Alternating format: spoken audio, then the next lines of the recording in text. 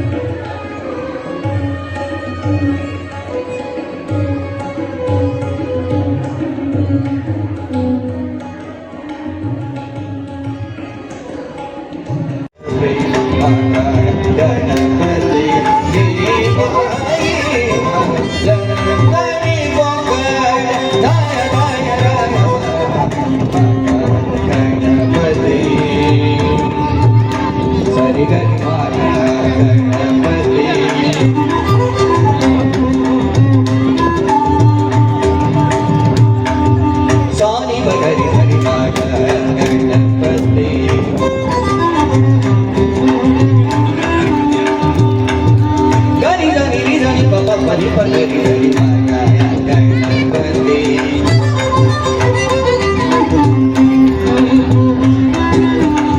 ಗರಿ ಗರಿ ಗರಿ ಗರಿ ಗಗರಿ ಸಸರಿ ಗಗರಿ ಸಸರಿ ಸಸರಿ ಸಸರಿ ಗಗರಿ ಗಗರಿ ಸರಿ ಗರಿ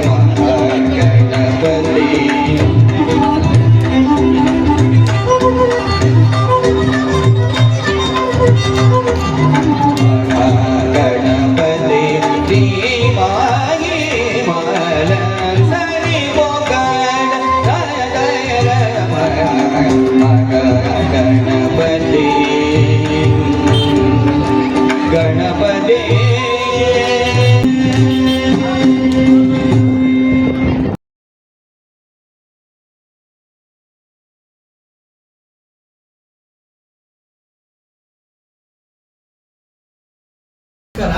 ನನ್ನ ಹೆಸರು ಗುರುಮೂರ್ತಿ ಅಂತ, ಪುಟ್ಸಾಮಾಚಾರ್ಯರ ಮಗ ನಾನು.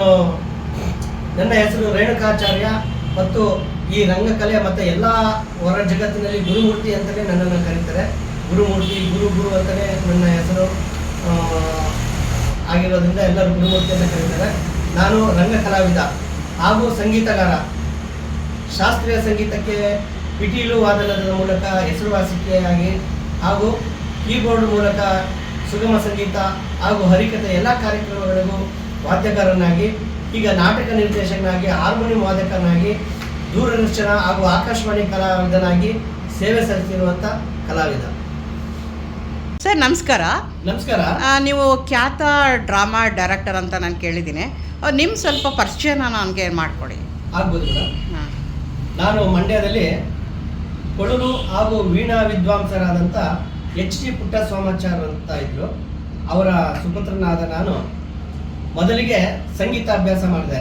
ಬಾಲ್ಯದಲ್ಲೇ ಹಾರ್ಮೋನಿಯಂ ಮತ್ತು ವೈಲಿನ್ ಅಭ್ಯಾಸ ಮಾಡಿ ಎಲ್ಲ ಕಾರ್ಯಕ್ರಮಗಳಿಗೂ ಪಕ್ಕವಾದ್ಯಗಳನ್ನ ನುಡಿಸ್ತಾ ಇದ್ದೆ. ಮಂಡ್ಯದಲ್ಲಿ ಸಂಗೀತ ವಿದ್ವಾಂಸರಾದ UR ನಾರಾಯಣಯ್ಯ ಹಾಗೂ KL ನಾಗರಾಜ ಶಾಸ್ತ್ರಿಗಳು, ದೊಡ್ಡ ಅಂಕಾಚಾರ್ ಎಲ್ಲ ಹಿರಿಯ ಕಲಾವಿದರ ಜೊತೆಗೆ ಒಡನಾಡಿಯಾಗಿ ಅವರ ಜೊತೆಗೆ ವೈಲಿನ್ ನುಡಿಸಿ ಅವರಲ್ಲಿ ಶಿಷ್ಯವೃತ್ತಿಯನ್ನು ಸಹ ಮಾಡಿ ಮುಂದುವರೆದು ಮೊದಲಿಗೆ ನಮ್ಮ ತಂದೆಯ ಹತ್ರ ಹಲವಾರು ಸಂಗೀತ ಅಭ್ಯಾಸ ಮಾಡಿ ನಂತರ ಹೆಚ್ಚಿನ ವಿದ್ಯಾಭ್ಯಾಸಕ್ಕಾಗಿ ನಾರಾಯಣಪ್ಪನವರು ಹಾಗೂ ಶ್ರೀಯುತ ನಾಗರಾಜ ಶಾಸ್ತ್ರಿಗಳ ಹತ್ರ ಹಾಗೂ ತಾಂಡಮೂರ್ತಿಯವರಂಥ ಸಂಗೀತ ವಿದ್ವಾಂಸಿದ್ದರು, ಅವರ ಹತ್ರನೂ ಸಹ ವೈಲಿನ್ ಅಭ್ಯಾಸ ಮಾಡಿ ಮುಂದುವರೆದೆ. ಅದಾದ ನಂತರ ನನ್ನ ಜೀವನೋಪಕ್ಕಾಗಿ ನಾನು ನನ್ನ 12ನೇ ವಯಸ್ಸಿನಲ್ಲೇ ವೈಲಿನ್ ಕಾರ್ಯಕ್ರಮಕ್ಕೆ ಹೋಗಲು ಶುರುವಾದೆ. ಮೊದಲಿಗೆ ಹರಿಕತೆಗಳಿಗೆ ಹೋದೆ, ಹಾಗೆ ನಾಟಕಗಳಿಗೆ ಪಕ್ಕವಾದ್ಯ ಮೂಲಕ ವೈಲಿನ್ನ ಪರಿಚಯ ಮಾಡಿಕೊಂಡೆ. ಎಲ್ಲ ಜನಮನ್ನಣೆಗೆ ಗುರಿಯಾದೆ. ತುಂಬ ನಮ್ಮ ತಂದೆ ಹೆಸರಿಗೂ ಜೊತೆಗೆ ನನ್ನನ್ನು ಗುರುತಿಸಿ ಈ ಮಂಡ್ಯ ಜನತೆ ಹಾಗೂ ಮಂಡ್ಯ ಎಲ್ಲ ಕಲಾವಿದರು ನನ್ನನ್ನು ಕೈ ಹಿಡಿದ್ರು. ಜೊತೆಗೆ ನಂತರ ನಾನು ಅನೇಕ ವಾದ್ಯಗಾರರು ಹಾಗೂ ಒಳ್ಳೊಳ್ಳೆ ಮಾಸ್ಟರ್ಗಳು SM ನಾಗರಾಜಾಚಾರ್ಯರು, ಬೆಂಗಳೂರಿನ ಕಲ್ಲೂರು ಶ್ರೀನಿವಾಸು, ಹೀಗೆ ಅಂಥವ್ರ ಜೊತೆ ಒಡನಾಡಿಯಾಗಿ ಕೆಲಸ ಮಾಡಿ ಅದಾದ ನಂತರ ಹರಿಕಥೆಯಲ್ಲಿ ಈ ದಿವಂಗತರಾದಂಥ ಆರ್ ಗುರುರಾಜ ನಾಯ್ಡು ಅವರ ಕೊನೆಯ ಕಥೆಯನ್ನು ಸಹ ನಾನೇ ಮಾಡಿಸಿ, ಈಗ ಅವರ ಮಕ್ಕಳಿಗೂ ಶೋಭಾ ನಾಯ್ಡು ಮತ್ತು ಶೀಲಾ ನಾಯ್ಡು, ಅವರ ಮೊಮ್ಮಗಳು ಸ್ವಪ್ನ, ಇವ್ರಿಗೂ ಸಹ ನಾನು ಪಕ್ವಾದ್ಯನ ಈಗಲೂ ನುಡಿಸ್ತಾ ಇದ್ದೀನಿ. ಅದಾದ ನಂತರ ಕೀಬೋರ್ಡ್ ಬಂತು. ಈಗ 91-92ರಲ್ಲಿ ಅವರಿಗೂ ಕೀಬೋರ್ಡು ಕಾರ್ಯಕ್ರಮಗಳಿಗೆ ಯೂಸ್ ಆಗ್ತಿರ್ಲಿಲ್ಲ, ಏನಿದ್ರು ರೆಕಾರ್ಡಿಂಗ್ಗಳಿಗೆ ಇರ್ತಿತ್ತು. ಅದನ್ನು ಮಂಡ್ಯಕ್ಕೆ ಬಂದಮೇಲೆ ಅದನ್ನು ಮಂಡ್ಯಕ್ಕೆ ಪರಿಚಯ ಮಾಡಿಸಿದವರು ಹಂಸಲೇಖ ಅವರು ಕೊಟ್ಟಂಥ ಕೀಬೋರ್ಡನ್ನ ನಮ್ಮ ಧನ್ಪಾಲ್ ಅಂತಿದ್ರು, ಅವ್ರ ಮುಖಾಂತರ ನಾನು ತಗೊಂಡು ನಾವು ಅದನ್ನು ಯೂಸ್ ಮಾಡಿಕೊಂಡು ನಾಟಕ ಹರಿಕತೆ ಎಲ್ಲ ಕಾರ್ಯಕ್ರಮಗಳಿಗೂ ಕೀಬೋರ್ಡ್ನ ನಾವು ಯೂಸ್ ಮಾಡಿಕೊಂಡು ಅದನ್ನು ವಾದ್ಯಗಾರನಾಗಿ ತುಂಬ ಹೆಸರುವಾಸಿ ಆದೆ. ಅದರ ನಂತರ ಸುಗಮ ಸಂಗೀತ CP ವಿದ್ಯಾಶಂಕರ್ ಅವ್ರಿಗೂ ಇರ್ಬೋದು, ಹಾಗೂ ಯಶವಂತ ಅಳಿಬಂಡಿ, ಸಿದ್ದರಾಮ ಅವರು ಮಂಡ್ಯದಲ್ಲಿ ಫೇಮಸ್ಸು. ಮಂಡ್ಯ ಸಿದ್ದರಾಮ ಅಂತ ಅವರು ಗುಬ್ಬಿ ಕಂಪ್ನಿಯಲ್ಲಿ ಹಿನ್ನೆಲೆ ಹಾಡ್ತಿದ್ರು. ಅವರು ತುಂಬ ಹೆಸರುವಾಸಿಯಾಗಿ ಅವರಿಂದ ನಾವು ಡೆಲ್ಲಿವರೆಗೂ ಈ ಕಾರ್ಯಕ್ರಮನ ನಾವು ಅವ್ರ ಜೊತೆಲಿ ಹೋಗಿ ನುಡಿಸ್ಕೊಂಡು ಬಂದಿದ್ದೀವಿ. ಅವರ ಪಕ್ಕವಾದ್ಯ ನುಡಿಸ್ಕೊಂಡು ಬಿಜಾಪುರ ರಾಷ್ಟ್ರೀಯ ಕಾರ್ಯಕ್ರಮಗಳಿಗೆ ಭಾಗವಹಿಸಿದ ಅನುಭವ ನಮಗಿದೆ. ಹಾಗೂ ಬೆಂಗಳೂರಿನ ಹಲವಾರು ಡ್ರಾಮಾ ಮಾಸ್ಟರ್ಗಳು ರಾಷ್ಟ್ರೀಯ ಕಾರ್ಯಕ್ರಮ ಹಾಗೂ ಕನ್ನಡ ಮತ್ತು ಸಂಸ್ಕೃತಿ ಇಲಾಖೆಯ ಆಯೋಜಿಸಿದಂಥ ಎಲ್ಲ ಕಾರ್ಯಕ್ರಮಗಳಿಗೂ ನಾವು ಪಕ್ಕವಾದ್ಯ, ಅದು ಸುಗಮ ಸಂಗೀತ ಆಗ್ಬೋದು, ರಂಗಗೀತೆಗಳನ್ನ ಪ್ರಪ್ರಥಮವಾಗಿ ನಾವು ಪ್ರಸ್ತುತಪಡಿಸೋದು ನಾವೇ. ಪ್ರಪ್ರಥಮವಾಗಿ ಅದು ಅಧ್ಯಕ್ಷತೆ UR ನಾರಾಯಣಪ್ಪನವ್ರದ್ದು ಅಧ್ಯಕ್ಷತೆ ಇತ್ತು. ಹಾಗೂ ನಮ್ಮ ಮಂಡ್ಯ ಜಿಲ್ಲೆಯ ಹಿರಿಯ ಕಲಾವಿದರಂತ HK ಯೋಗ ನರಸಿಂಹ ಅಂತಿದ್ರು, ಅವರಿದ್ದರು. ಅವರ ಒಡನಾಡಿಯಾಗಿ ಮೊದಲಿಗೆ ರಂಗಸವಿ ಕಾರ್ಯಕ್ರಮ ಮಾಡಿದೋ. ನಾವು 93ರಲ್ಲಿ ರಂಗರತ್ನ ಕಲಾವಿದರ ಸಂಘ ಅಂತ ಎಲ್ಲ ಕಲಾವಿದರು ಒಡಗೂಡಿ ಸ್ಥಾಪಿಸಿ, ಆದ್ದರಿಂದ ನಾಟಕಗಳು ಹಾಗೂ ಎಲ್ಲ ಕಾರ್ಯಕ್ರಮಗಳನ್ನು ಆಯೋಜನೆ ಮಾಡ್ಕೊಂಡು ನಾನು ಸೆಕ್ರೆಟರಿಯಾಗಿ ಇದುವರೆಗೂ ಕಾರ್ಯಕ್ರಮಗಳನ್ನು ನಡೆಸ್ಕೊಂಡು ಬಂದಿದ್ದೀವಿ. ಹಲವಾರು ಉನ್ನತವಾದ ಕಾರ್ಯಕ್ರಮ, ಈ ರಾಷ್ಟ್ರೀಯ ಮಟ್ಟದ ಕಾರ್ಯಕ್ರಮಗಳು ಉಡುಪಿ ಹಾಗೂ ಮಧುಗಿರಿ ಹಾಗೂ ಡೆಲ್ಲಿಯವರೆಗೂ ನಾಟಕಗಳನ್ನು ತಗೊಂಡೋಗಿ ಮಾಡಿದ್ದೀವಿ. ತದನಂತರ ನಮ್ಮ ಗುರುಗಳಾದ ದೊಡ್ಡಕ್ಕಾಚಾರ್ಯ ಆಗ್ಬೋದು, ನಾಗರಾಜ ಶಾಸ್ತ್ರಿಗಳಾಗ್ಬೋದು, ಅವರು ತುಂಬ ಅಸ್ವಸ್ಥ ಆದ ಕಾಲದಲ್ಲಿ ಅವರ ಹಾಡುಗಳನ್ನ ಯಾರೇ ಮೇಷ್ಟ್ರುಗಳು ಹಿಡಿಯೋಕ್ಕಾಗ್ತಿರ್ಲಿಲ್ಲ, ಬಾರ್ಸೋಕ್ಕಾಗ್ತಿರ್ಲಿಲ್ಲ. ಅಂಥ ಸಂದರ್ಭದಲ್ಲಿ ಅವ್ರ ನಾಟಕಗಳನ್ನೇ ನಾವು ಪ್ರಚಾರ ಮಾಡಬೇಕು, ಬೇರೆ ಕಡೆ ಹೋಗಬೇಕು. ಅಂಥ ಸಂದರ್ಭದಲ್ಲಿ ನಾನೇ ನಾಟಕ ನಿರ್ದೇಶಕ ಮತ್ತು ಮಾಸ್ಟರ್ ಆಗಿ ಕೈಗೊಂಡೆ. ಎಷ್ಟರಲ್ಲಿ 2001-2002ರಲ್ಲಿ. ಅಲ್ಲಿಂದ ಈಚೆಗೆ ಡ್ರಾಮಾ ಮಾಸ್ಟರ್ ಆಗಿ ನಾಟಕಗಳನ್ನು ನಿರ್ದೇಶನ ಮಾಡಿಕೊಂಡು ಹೊಸ ನಾಟಕಗಳನ್ನು ನಿರ್ದೇಶನ ಮಾಡಿಕೊಂಡು ಹೊಸ ನಾಟಕಗಳು, ಹಳೆಯ ನಾಟಕಗಳನ್ನು ಹೊಸದಾಗಿ ರೂಪಿಸಿ ತಂದು ನಾಟಕಗಳನ್ನು ಪ್ರದರ್ಶನ ಮಾಡಿಕೊಂಡು ಬಂದಿರ್ತಾ ಇದ್ದೇನೆ. ಇವತ್ತು ಸಹ ಕುರುಕ್ಷೇತ್ರ ನಾಟಕ ಪ್ರದರ್ಶನ ಇದೆ ಮಂಡ್ಯ ಕಲಾಮಂದಿರದಲ್ಲಿ. ಹೀಗೆ ಸುಗಮ ಸಂಗೀತದಲ್ಲಿ ನಮ್ಮ CP ವಿದ್ಯಾಶಂಕರರು ಹಾಗೂ ಸಿದ್ದರಾಮ ಅವ್ರ ಜೊತೆಲಿ ಹಲವಾರು ಕಾರ್ಯಕ್ರಮಗಳು. ಗಣಪತಿ ಕಾರ್ಯಕ್ರಮಕ್ಕೆ, ಈ ಗಣಪತಿ ಹಬ್ಬದ ದಿವಸ ಹೋದ್ರೆ 1 ತಿಂಗಳು ನಾವು ಮಂಡ್ಯಕ್ಕೆ ಬರ್ತಿರ್ಲಿಲ್ಲ, ಹೊರಗಡೆ ಸಂಚಾರ ಮಾಡ್ಕೊಂಡು ಬರ್ತಿದ್ದೋ. ಹಾಗೆ ಆಮೇಲೆ ಸಣ್ಣ ಪುಟ್ಟ ನಾಟಕಗಳು, ನಾವು ಒಂದು ರಂಗ ಚೈತನ್ಯ ಕಲಾ ಬಳಗ ಅಂತ ಒಂದು ಪ್ರಾರಂಭ ಮಾಡಿದೋ.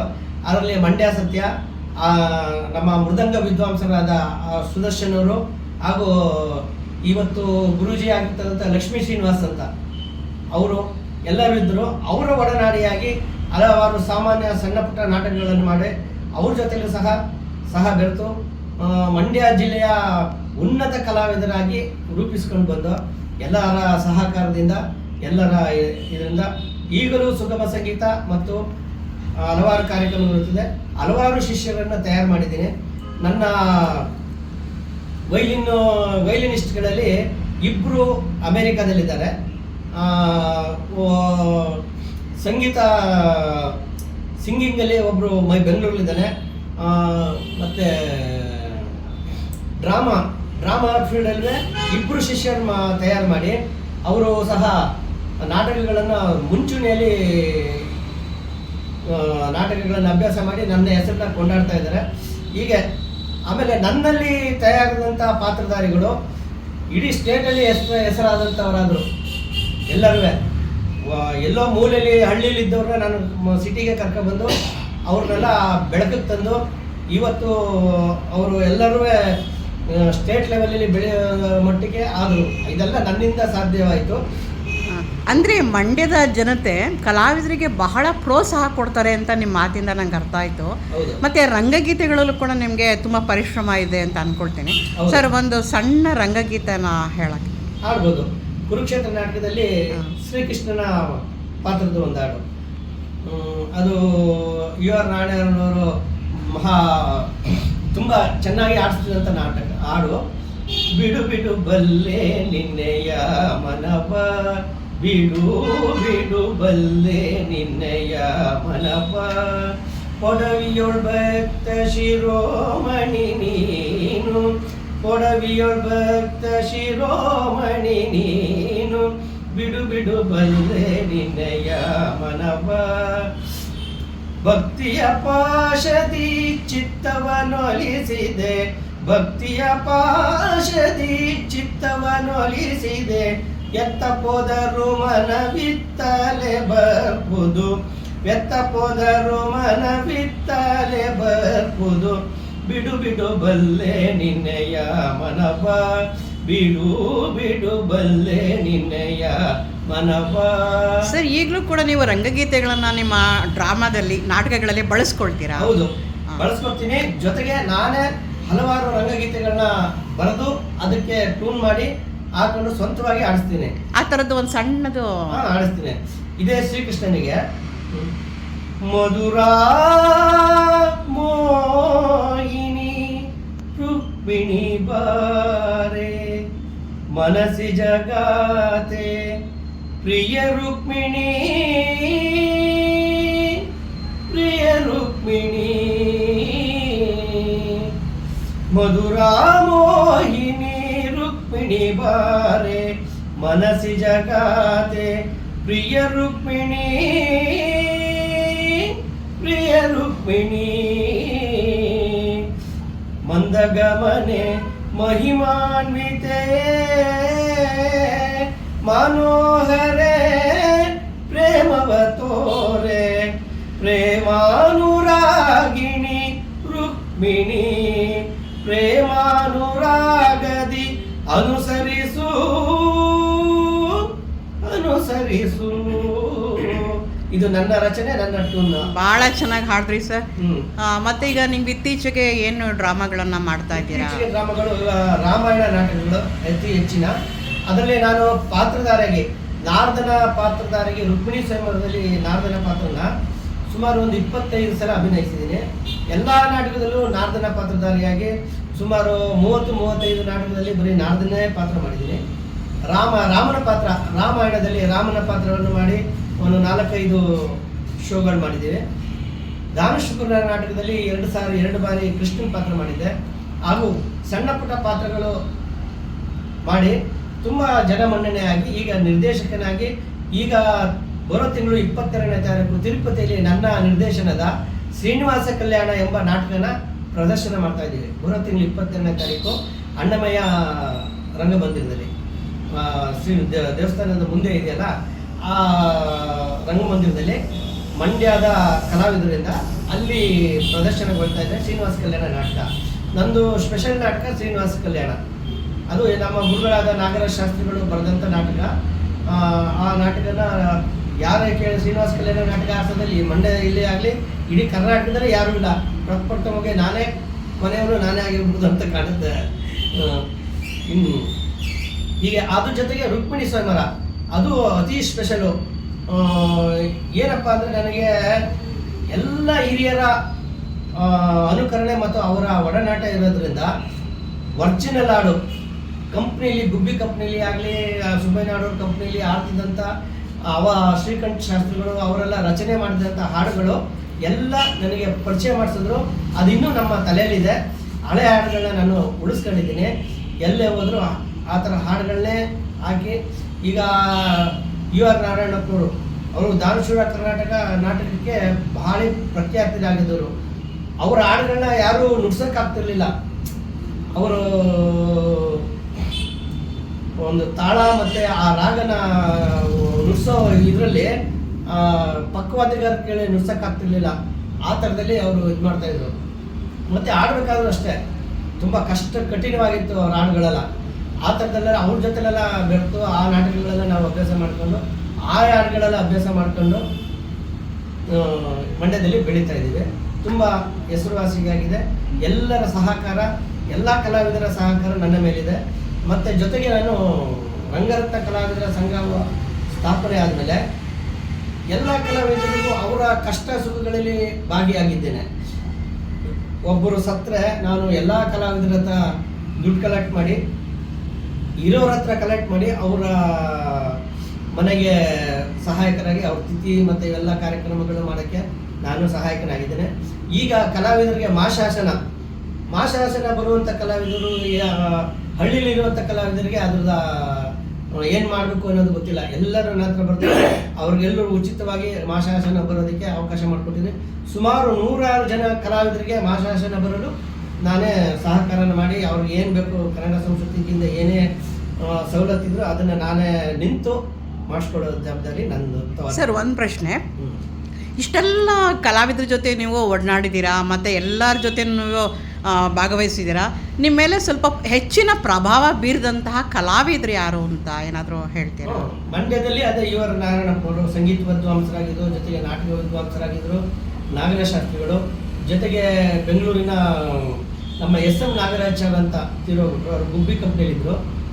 ಅದಾದ ನಂತರ ನಮಗೆ ಜಾಸ್ತಿ ಒಡನಾಟಿಯಾಗಿ ನಾನು ಬೆಳೆಯಲು ಕಾರಣಕರ್ತ ಆದವರು ಕೃಷ್ಣರಾವ್ ಪಾಪುಳು ಅಂತ, ಪಾಪುಳವರ ಒಡನಾಟ. ಅವರು ನನ್ನ ಎಲ್ಲ ಕಡೆನೂ ನಮ್ಮ ಹುಡುಗ ಅಂತ ಪರಿಚಯ ಮಾಡಿಸಿ ನಮ್ಮನ್ನ ಬೆಳೆಸ್ತವ್ರು. ಅವರು ಹೆಚ್ಚಿಗೆ ಜಾಸ್ತಿ ನನಗೆ ಪಾಪುಳವರು. ಮತ್ತು ಇನ್ನೊಂದು ಮಾತಿದೆ, ಕಲಾವಿದರ ಜೀವನ ಸ್ವಲ್ಪ ಕಷ್ಟಕರವಾಗಿರುವಂಥದ್ದು ಅನ್ನೋದೊಂದು ಮಾತಿದೆ.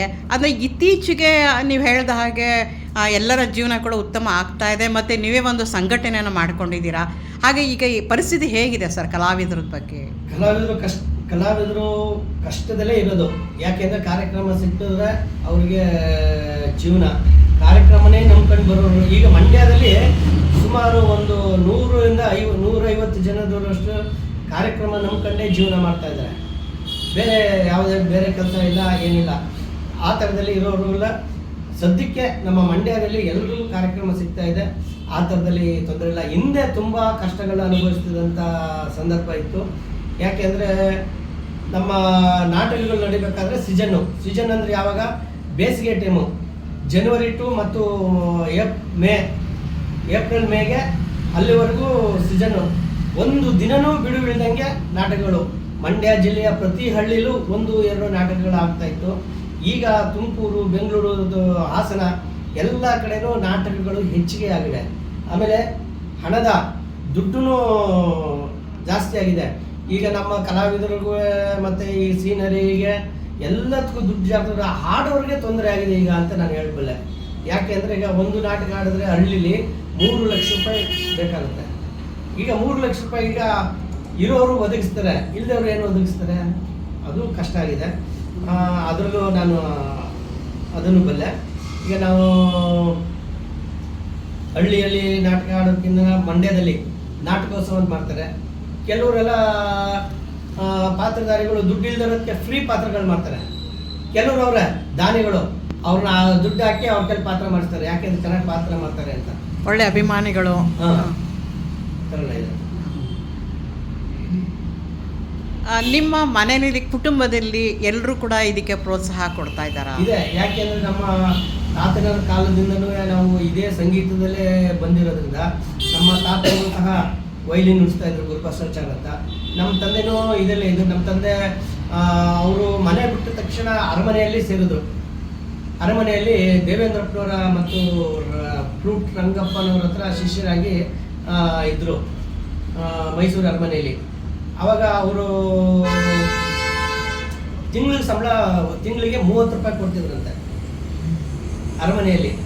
ಆ ಅರಮನೆಯಲ್ಲಿ ತಿಂಗಳಿಗೆ 30 ರೂಪಾಯಿ ಕೊಡ್ತಿದ್ರು. ಒಂದ್ಸಲ ಏನಾಗಿದೆ, ಜಯಚಾಮರಾಜೇಂದ್ರ ಒಡೆಯರು ಎಲ್ಲೋ ಫಾರಿನರ್ಸ್ ಬಂದಿರೋದ್ರಿಂದ ಅವರೆಲ್ಲ ಹೊರಗಡೆ ಹೋಗ್ಬೇಕಾಗಿರೋದ್ರಿಂದ ಈ ಟೈಮಿಗೆ ಬರೋರು ಅರ್ಧ ಗಂಟೆ ಮುಂಚಿತವಾಗಿ ಬಂದ್ಬಿಟ್ಟಿದ್ದಾರೆ ಪೂಜೆಗೆ, ಕರಿಕಲ್ ತೊಟ್ಟಿ ಅಂತ. ಅಲ್ಲಿ ಪೂಜೆಗೆ ನಮ್ಮ ತಂದೆಯ ಗುರುಗಳು ಶ್ಯಾಮಾಚಾರ್ಯ ಅಂತಿದ್ರಂತೆ. ಅವರು ನೆಶೆ ಹಾಕೋದು ಅಭ್ಯಾಸ. ಅವರು ನೆಶೆ ಹಾಕೋದು ಅಂತ ಭಾರಿ ಸೌಂಡ್ ಮಾಡ್ತಿತ್ತಂತೆ. ಈ ಮಹಾರಾಜರು ಬಂದಾಗ ಸೌಂಡ್ ಮಾಡೋಕ್ಕಾಗಲ್ಲ ಅಂತ ಅವರು ನೆಶೆ ಹಾಕೋದು ಹೋಗಿದ್ದಾರೆ. ಆ ಸಂದರ್ಭದಲ್ಲಿ ಆಡೋಕ್ಕೆ ಆ ಜಾಗದ ನಮ್ಮ ತಂದೆ ತುಂಬಿಸಿ ಆಡೋದಂತೆ.